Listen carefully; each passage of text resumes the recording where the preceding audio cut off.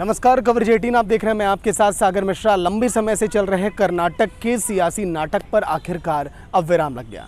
BS Yediyurappa जो कि BJP की तरफ से सीएम थे, उन्होंने रोते हुए इस्तीफा दे दिया। उनका ये कहना कि हमारे ऊपर कोई आलाकमान या फिर ऊपरी दबाव नहीं था, हमने अपने मन से इस्तीफा दिया। उन्होंने ये तक जिक्र किया कि हमने अपने इस पूरे 2 साल के कार्यकाल में, आज उन्होंने अपना 2 साल का कार्यकाल भी पूरा किया सीएम रहते, उन्होंने कहा कि हमेशा मैंने अग्नि परीक्षा दी कर्नाटक के अंदर। हालांकि इन 2 सालों में कोरोना काल की वजह से उन्होंने ज़्यादा वक्त प्रदेश की जनता को नहीं दे पाए, अधिक वो विकास कार्य नहीं कर पाए, अधिक जिम्मेदारियां वो नहीं निभा पाए, ये भी उन्होंने जिक्र किया है। लेकिन ध्यान देने वाली बात यह है कि आज ही येदियुरप्पा की सरकार बने 2 साल पूरे हुए। इस दौरान वो रो पड़े। कहा कि उन्होंने हमेशा अग्नि परीक्षा दी। सरकार के 2 साल पूरे होने के मौके पर येदियुरप्पा विधानसभा में भाषण दे रहे थे। येदियुरप्पा ने इस दौरान कहा कि उन्होंने सीएम पद से इस्तीफा देने का फैसला किया। इसके बाद वो राज्यपाल के आवास पहुंचे, इस्तीफा दिया। गवर्नर से मुलाकात के बाद निकले। येदियुरप्पा ने कहा कि मेरा इस्तीफा स्वीकार हो गया।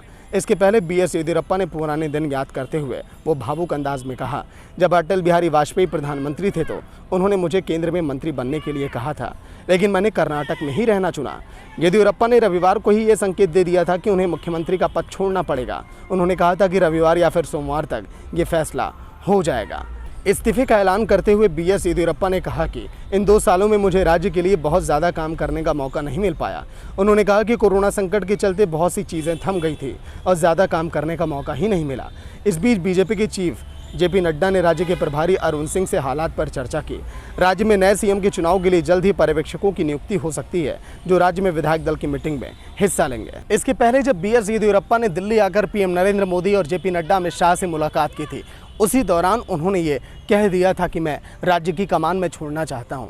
उसके बाद से लगातार ये भी अब तय किया जा रहा है कि आखिर अगली जिम्मेदारी अब कर्नाटक की किसको दी जाएगी, कौन होगा अगला सीएम का चेहरा, इस पर भी सभी की नज़रें टिकी हैं। लेकिन इस दौरान क्या सीएम का इस्तीफा देना राज्य के लिए कितना सही साबित होगा, अगला सीएम कैसा होगा और राज्य की बागडोर जिसके हाथों में होगी, कैसे वो विकास की रफ्तार आगे बढ़ाएगा, ये देखने वाली बात। देखते रहिए कवरेज 18। नमस्कार।